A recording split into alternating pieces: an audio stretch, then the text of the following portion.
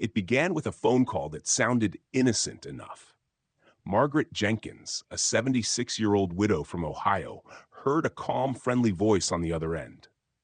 "Mrs. Jenkins," the caller said, "I'm from your bank's fraud department.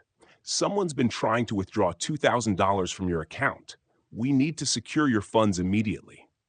Her heart raced. She had read about scams like this, but the man's tone was reassuring, and he even knew her address. Within 20 minutes, she had followed his instructions, transferring her savings to a safe account. The next day, her real bank called, and the truth hit like a hammer. She'd lost everything.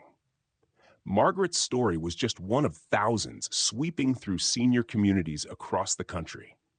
In 2025, scams targeting older adults became more sophisticated than ever, blending technology with emotional manipulation. Five new scams in particular were spreading fast, designed specifically to exploit trust, fear, and loneliness.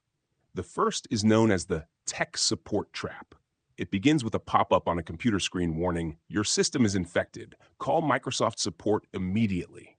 The number looks official, the logo looks real, and when seniors call, a polite technician offers to fix the problem for a fee. Once they gain remote access, they don't fix anything. Instead, they lock the victim out and drain accounts in minutes. These scammers are masters of imitation, even using background office noise to sound legitimate. The best defense?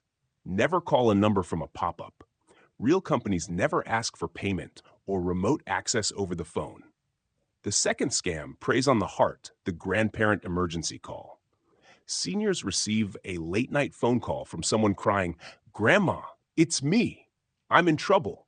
The voice is often muffled, but the story is urgent: an accident, an arrest, or a hospital bill.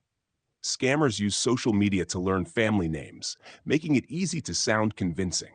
In panic, many grandparents wire money without hesitation. The key to staying safe is to pause, breathe, and verify. Hang up and call your grandchild or another family member directly. Never act out of fear.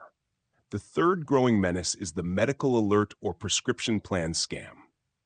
Seniors receive calls or texts offering free medical devices or discount prescriptions. The scammer only needs personal information, Medicare numbers, addresses, or payment details to process the order. In reality, they steal identities and bill Medicare for fake services. Some even show up in person wearing fake uniforms. To stay safe, seniors should only deal with verified providers, never give health or insurance numbers to unsolicited callers, and confirm offers through official Medicare channels. Next comes the romance and friendship scam. Loneliness has become fertile ground for digital predators.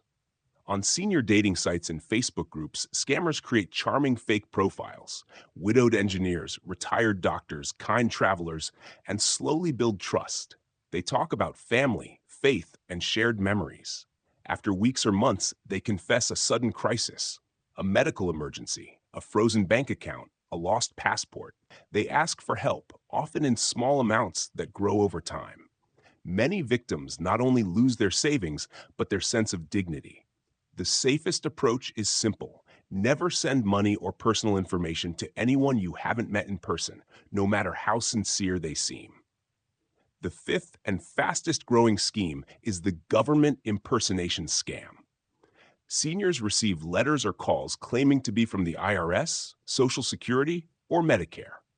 The scammers say there's a problem with benefits, taxes, or ID verification. Some even use deep fake voice messages that sound identical to official representatives. Victims are told they must confirm identity by providing social security numbers or paying fines via gift cards or cryptocurrency. No government agency demands payment this way. When in doubt, hang up and call the official number listed on the agency's website. What makes these scams so dangerous is not just the loss of money, it's the emotional toll. Victims often feel ashamed, isolated, or afraid to tell their families. Margaret, for example, didn't speak of her loss for months. "I thought my children would think I was foolish," she said. But when she finally told her daughter, she found compassion instead of judgment. Together, they reported the scam to the Federal Trade Commission and local police. Experts say awareness is the most powerful shield. Simple habits can make all the difference. Never give out personal information over the phone. Verify every request through a trusted contact. Use strong passwords and update them regularly. And remember, urgency is the scammer's favorite weapon. Margaret learned this lesson the hard way, but she turned her pain into purpose. She began volunteering at her local senior center, leading a scam awareness circle every Thursday afternoon.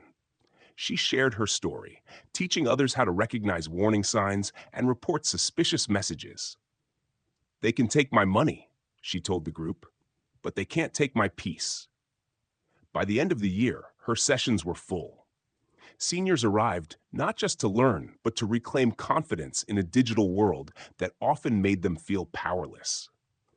Margaret would smile and end each meeting the same way. If something feels off, trust your gut.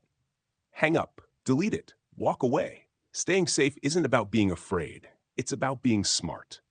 And in those moments, surrounded by people who listened, she realized she had found something far greater than money: freedom from fear.